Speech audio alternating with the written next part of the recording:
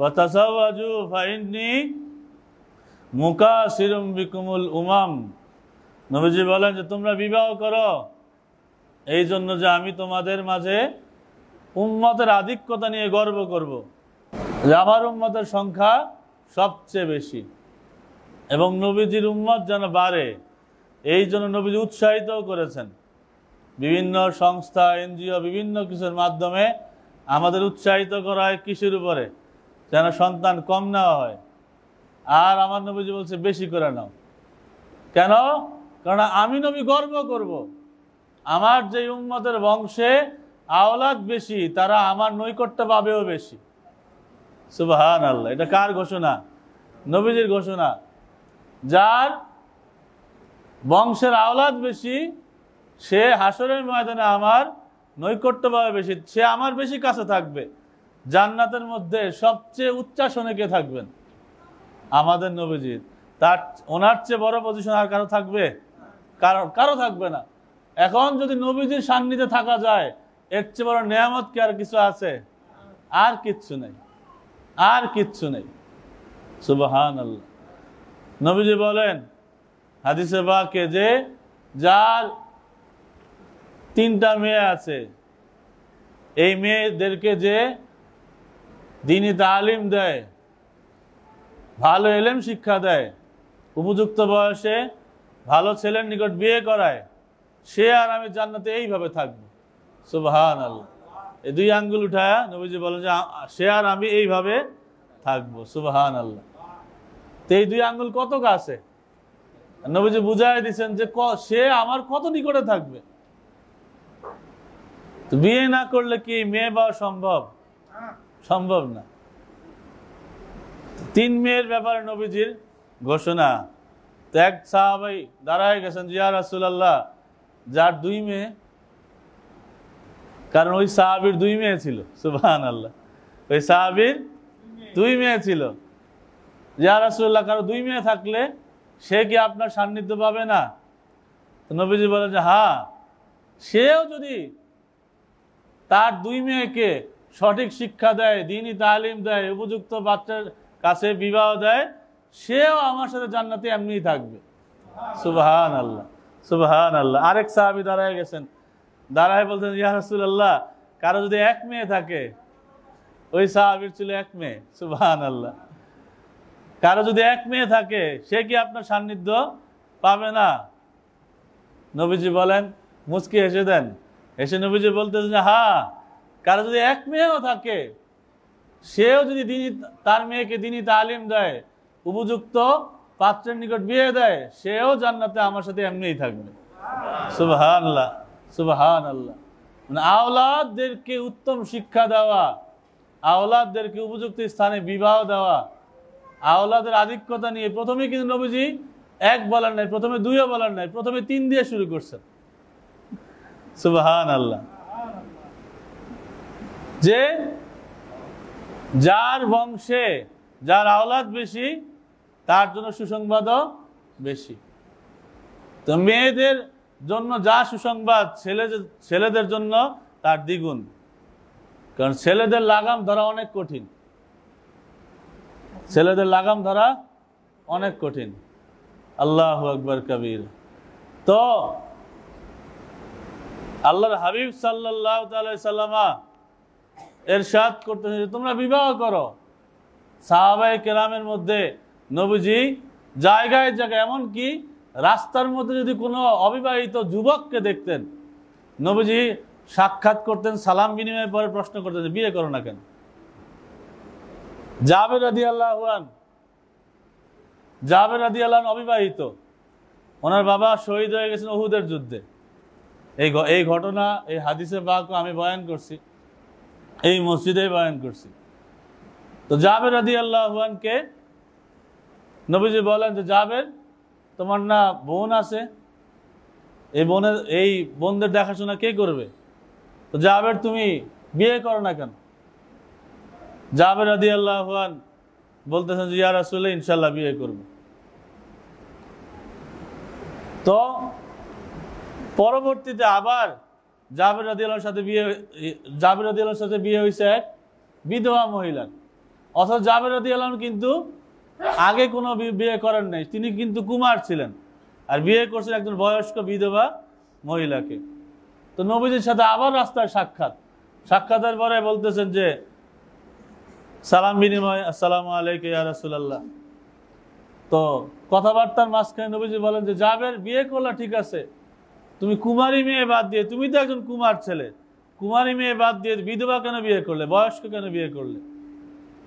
তো জাবের রাদিয়াল্লাহু আনহু বলেন যে ইয়া রাসূলুল্লাহ, আমি অনেক চিন্তা ভাবনা করছি যে আমার ঘরে আমার 7 বোন, কেউ বয়সে উপযুক্ত যুবতী, কেউ তার চেয়ে একটু কম, কেউ তার চেয়ে একটু কম বয়স্ক, এরকম 7 বোন আমার।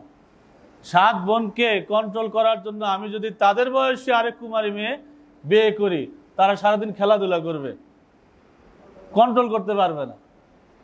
তা আমার বোনগুলিকে যেন মায়ের মতো করে তারবিয়ত দিতে পারে, কন্ট্রোল করতে পারে, বহু চিন্তা করে ইয়া রাসূলুল্লাহ আমি এই বিয়েটা করছি। নবীজি মুস্কি হাসছেন যে জাবের, তুমি উত্তম সিদ্ধান্ত নিছো। সুবহানাল্লাহ, জাবের তুমি উত্তম সিদ্ধান্ত নিছো। জাবের রাদিয়াল্লাহু একটা পরিবারকে গঠন করার জন্য পারিবারিক প্ল্যানিং করাও সুন্নাত,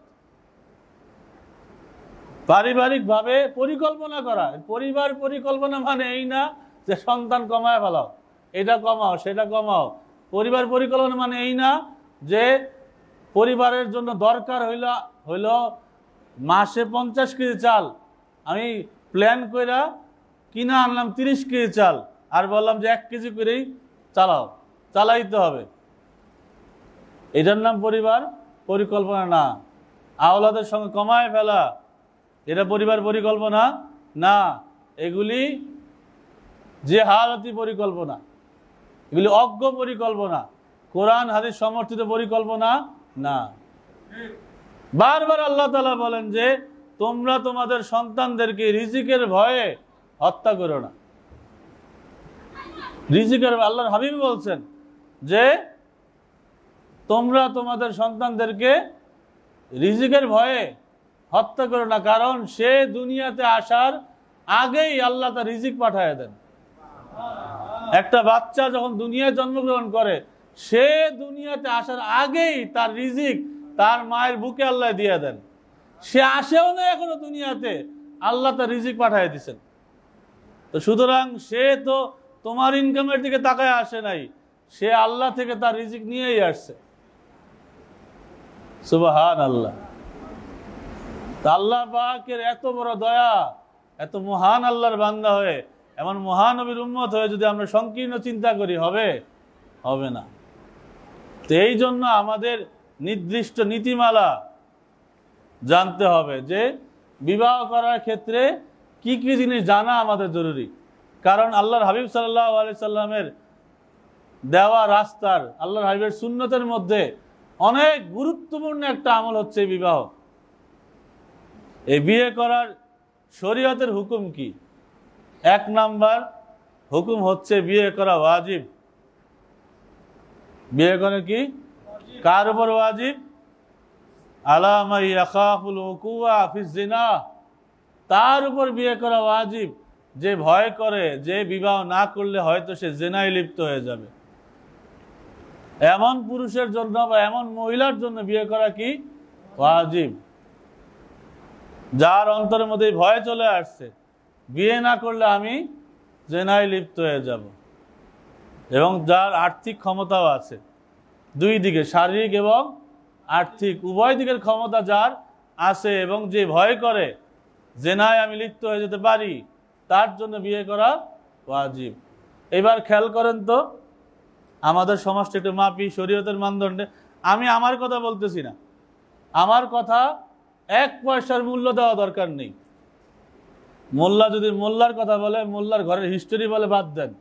মোল্লা আল্লাহর কথা বলতেছে, আল্লাহ রসুলের কথা বলতেছি। তো সুতরাং আল্লাহ এবং আল্লাহ রসুলকে যতটা মূল্যায়ন করেন, তার সর্বোচ্চ মূল্যায়নটা অন্তরের মধ্যে স্থাপন করে একটু শোনেন যে এই শরীয়তের মানদণ্ড এটা আমার দেওয়া মানদণ্ড না, এটা আল্লাহ আল্লাহ রসুলের দেওয়া মানদণ্ড। কার দেওয়া? আল্লাহ এবং আল্লাহর রসুলের দেওয়া মানদণ্ড। বিয়ে করা ওয়াজিব কার উপরে? যার শারীরিক ক্ষমতাও আছে, আর্থিক ক্ষমতাও আছে, এবং যার এই ভয় অন্তরে চলে আসছে যদি আমি বিয়ে না করি তবে হয়তো জেনায় লিপ্ত হয়ে যাবে। একটু দেখান তো ছেলেরা বয়স্ক হইতেছে কিনা, প্রাপ্তবয়স্ক হইতেছে কিনা। ছেলেরা প্রাপ্তবয়স্ক হইতেছে, মেয়েরাও প্রাপ্তবয়স্কা হচ্ছে। তাদের এক একজনের বয়স 16, 17, 18, 20, 22, 25। ছেলেদের মেয়ে বাড়তেছে, বয়স বাড়তেছে, ছেলেদের বয়স বাড়তে পারে। ছেলেবেলা নিজের পায়ে দাঁড়াও, নিজের পায়ে দাঁড়াও, হ্যাঁ, না দাঁড়ায় বিয়ে করো না। তো এই যে বয়স বাড়তে বাড়তে ছেলে মধ্যবয়স্কে চলে আসছে, 30 থেকে 35-এর কোঠায় তার বয়স চলে আসছে। আচ্ছা, এই বয়স পর্যন্ত আসতে আসতে এই ছেলেটা তার ক্যারেক্টারের মধ্যে কতটুকু সে ভালো থাকতে পারবে? একটু সবাই যার যার সিনায় হাত দিয়ে নিজের মন কি নিজে প্রশ্ন করেন। এই ছেলেটা যাকে আল্লাহ দিছে যৌবন, আমি দেই নাই, দুনিয়ার কোনো কোম্পানি দেয় নাই, যার যৌবন আল্লাহ তাআলা দিয়ে দিয়েছেন 8 থেকে 9 বছরে মেয়েদেরকে, ছেলেদের দিয়ে দিয়েছেন 13 বছরের মধ্যেই। অনেকেরই আর 9 বছরে যৌবন চলে আসে, অনেকের আসতে 13 বছর হয়ে যায়। ছেলে মেয়েদেরকে 9 থেকে 13 বছরের মধ্যে আল্লাহ কি দিয়ে দিয়েছেন? যৌবন দিয়ে দিয়েছেন। এই ছেলেটা বা এই মেয়েটা এই 9 থেকে 13 থেকে শুরু হইতে হইতে হইতে হইতে যখন 30-35-এর কোঠায় চলে যায়, এই এতগুলি দিন সে তার চরিত্র নিয়ে, আমল নিয়ে, আখলাক নিয়ে একদম খাঁটি আছে। আমি আমারে প্রশ্ন করি না আমি কতটুকু ভালো আছি, আর কারো দিকে আঙ্গুল তোলা দরকার নাই, আর কারো দিকে আঙ্গুল তোলা দরকার নেই। আমি নিজে কতটুকু ভালো আছি। আগের দিনের এটা এখন বলতে বা শুনতে হয়তো অনেকের বিভিন্ন রকম লাগতে পারে। এইটা আল্লাহর ঘর। কার ঘর এটা? এটা আল্লাহ পাকের ঘর। আর এই যে মিম্বরটা না, মসজিদের মিম্বর, এটা কিন্তু আল্লাহর মিম্বর না, এটা রসুলের মিম্বর। কারণ এই মিম্বরে দাঁড়ায় সবার আগে রসুল খুতবা দিচ্ছেন। তা আল্লাহর ঘরের মিম্বরটা রসুলের, সুতরাং এই ঘরের মধ্যে আল্লাহ রসুলের কথাই বলতে হবে, তৃতীয় কারো কথা চলবে না। এই জায়গার মধ্যে উমুক রাজা, উমুক শাসক, তার আদলে তার মতো করে চলতে হবে, তার মতো বলতে হবে, ওইটাই বিশ্বাসী আমি না। তো সুতরাং এই জায়গার মধ্যে আল্লাহ রসুলের কথা আমি বলে যাচ্ছি। আমলের দায়িত্ব আমাদের সবার, শুধু খতিব সাহেব একলা, মুসল্লি উপরে একলা এরকম না, সব মুসলমানের দায়িত্ব এটা।